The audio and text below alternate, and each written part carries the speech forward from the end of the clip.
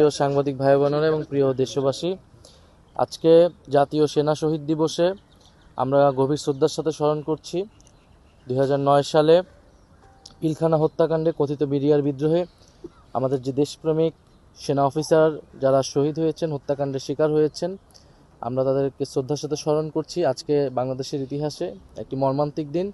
57 জন দেশপ্রেমিক সেনা অফিসার সহ আরও আরও 74 জন, প্রায় 74 জন ব্যক্তি আজকে কিন্তু নিহত হয়েছিলেন। এবং 2008 সালের যেই পরিকল্পিত ষড়যন্ত্রমূলক ইলেকশন, সেই ইলেকশনের মাধ্যমে আওয়ামী লীগ প্রথমে এসেই প্রথম টার্গেট করেছিল বাংলাদেশ সেনাবাহিনীকে, এই প্রতিষ্ঠানটিকে। কারণ বাংলাদেশের গণতন্ত্র, বাংলাদেশের স্বাধীনতা, সার্বভৌমত্বে রক্ষায় সবচেয়ে বেশি অগ্রণী ভূমিকা রাখতে পারত এই সেনাবাহিনী। ফলে সেনাবাহিনীকে দুর্বল করা এবং যে একটা মাস্টার প্ল্যান নিয়ে 2008 সালে আওয়ামী লীগ ক্ষমতা এসেছিল, ফ্যাসিবাদ কায়েম করেছিল, সেই পরিকল্পনার অংশ হিসেবে শুরুতে সেনাবাহিনীর বিরুদ্ধে এই নীল নকশা ষড়যন্ত্র চালানো হয় এবং যার সাথে জড়িত ছিল পার্শ্ববর্তী দেশ ভারত এবং বাংলাদেশ আওয়ামী লীগ, ফ্যাসিস্ট আওয়ামী লীগ, তারা এই পরিকল্পনার সাথে সরাসরি অংশ ছিল। ফলে আজকের দিনে আমরা শুধু শ্রদ্ধাঞ্জলি জানাতেই আসি নাই। আজকের দিনে আমাদের বক্তব্যটি হচ্ছে যে এই হত্যাকাণ্ডের বিচার আমরা চাই এবং বিডিআর যারা গ্রেফতার করা হয়েছিল বিভিন্ন সময়, আমরা মনে করি না যে সেটা সব সুষ্ঠু বিচার বা ন্যায় বিচার হয়েছিল। কারণ আমাদের কাছে কিন্তু পুরো ঘটনাটা আসলে জাতির সামনে এখন উন্মুক্ত হয়নি। ইন্টারিম গভর্নমেন্টের সময় তদন্ত কমিশন করা হয়েছে। আমরা চাই সেই তদন্ত কমিশন পুরোটা উন্মুক্ত হবে জাতির সামনে এবং সেই অনুযায়ী তার যে সুপারিশ থাকবে তদন্ত কমিটি, সেই সুপারিশগুলো বাস্তবায়িত হবে এবং জাতি ন্যায় বিচার হবে। সকলেই ন্যায় বিচার হবে, যারা ভিকটিম তারা ন্যায় বিচার পাবে, যারা দোষী প্রকৃত অর্থে তাদেরকে যাতে বিচারের আওতায় আনা হয়। আজকের দিনে আমাদের এটাই আমাদের চাওয়া, এই নতুন সরকার তারা যাতে ইন্টারিম গভর্নমেন্টের সেই যে তদন্ত কমিশন, সেই তদন্ত কমিশনের রিপোর্ট অনুযায়ী কাজ করে। আমরা কিন্তু আজকে সকালেই দেখেছি যে প্রধানমন্ত্রী এবং তার সাথে কিন্তু আমরা দেখেছি রাষ্ট্রপতি, সেটাকে আসলে আপনারও দৃষ্টিতে এসেছে, তো সেটা নিয়ে যদি কিছু বলেন। আমরা মনে করি এই প্রথম যে অধিবেশন হবে, সংসদ অধিবেশন, সেই অধিবেশনে আর সবচেয়ে প্রথম কাজটি হবে যে এই যে ফ্যাসিস্ট সময়ের যে রাষ্ট্রপতি, ফ্যাসিস্টের দোসর রাষ্ট্রপতি, তার অভিশংসনের জন্য পদক্ষেপ নেওয়া এবং নতুন সংসদ, জাতীয় সংসদ, সরকারি দল, বিরোধী দল সবাই মিলে এই কাজটি করবে। কারণ ফ্যাসিবাদের বিরুদ্ধে আমাদের কিন্তু জাতীয় ঐক্য রয়েছে। আমরা মনে করি সেই জাতীয় ঐক্যের জায়গা থেকে এটা এখানে কোনো বিভেদ থাকবে না। এটা সরকারি দল, বিরোধী দল একত্রে এই উদ্যোগ নেবে এবং এই যেই রাষ্ট্রপতি শাহাবুদ্দিন চুপ্পু, সেই সময় রাজনৈতিক দলগুলো ঐক্যমতে আসতে পারেনি দেখে রাষ্ট্রপতি পরিবর্তন হয়নি। নাহলে কিন্তু অন্তর্বর্তী সময়েই রাষ্ট্রপতি পরিবর্তনের দাবি জনগণের পক্ষ থেকে ছিল।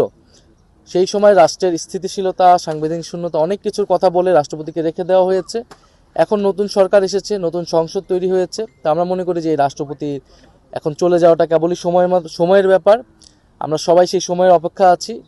কারণ যে গণহত্যা হয়েছিল, জুলাই গণহত্যা সহ সেই সময় যে নির্মম হত্যাযজ্ঞ হয়েছিল, সেই হত্যাযজ্ঞের সময় কিন্তু রাষ্ট্রপতি রাষ্ট্রের অভিভাবকের দায়িত্ব পালন করেনি। তিনি নীরব নিষ্ক্রিয় ভূমিকা পালন করেছিলেন।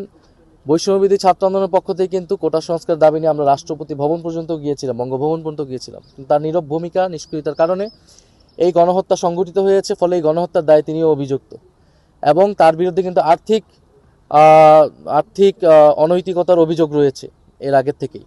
ফলে রাষ্ট্রপতি বলতে আমরা যেটা বুঝি, রাষ্ট্রের অভিভাবক, যেই সম্মান, শ্রদ্ধা, ভাব গাম্ভীর্য সম্পূর্ণ ব্যক্তিত্ব প্রয়োজন, তার কোনোটাই আসলে তার নেই, বরং নানা অপরাধে তিনি অভিযুক্ত। ফলে এখন সময় এসেছে তার অভিশংসন করে তাকে সরানো, দ্বিতীয়ত তার বিরুদ্ধে মামলা করে তাকে দ্রুত সময়ের মধ্যে গ্রেফতার করা।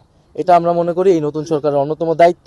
এই রাষ্ট্রপতি কিন্তু শহীদ প্রেসিডেন্ট জিয়াউর রহমানের বিরুদ্ধেও আপনার বিরুদ্ধাচরণ করেছে, মানে নেতিবাচক বক্তব্য দিয়েছে, খালেদা জিয়ার বিরুদ্ধে নেতিবাচক বক্তব্য দিয়েছে।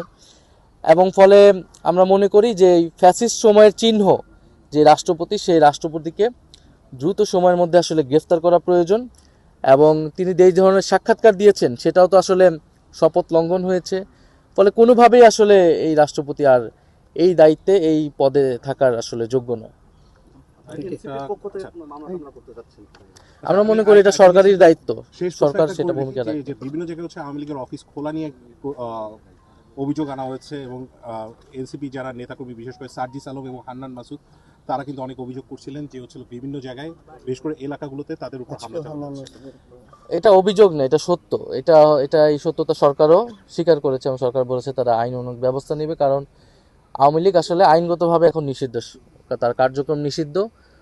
এখন এই নতুন সরকারের সাথে আওয়ামী লীগের কোনো গোপন চুক্তি হয়েছে কিনা এটা আমরা জানি না, কিন্তু কার্যক্রমে এটাই মনে হচ্ছে যে ইলেকশনে ভোটের চুক্তি হোক আর যে কোনোভাবে হোক, কারণ প্রশাসনের সহযোগিতা ছাড়া এই কার্যক্রম সম্ভব নয়। আমরা আইনের শাসন চাই, খুব স্পষ্ট কথা।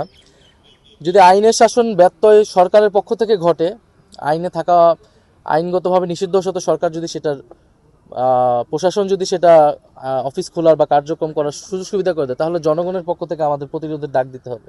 এটা আমরা বলেছি, আমরা অপেক্ষা করছি সরকার কি আইনের শাসনের পক্ষে যাবে নাকি সরকার আরো একটি গৃহযুদ্ধের পরিস্থিতি তৈরি করতে চায়। আর আপনাদের প্রতি অনেক এটার বাইরে আজকে অনেক দেরি হয়ে গেছে, এই জন্য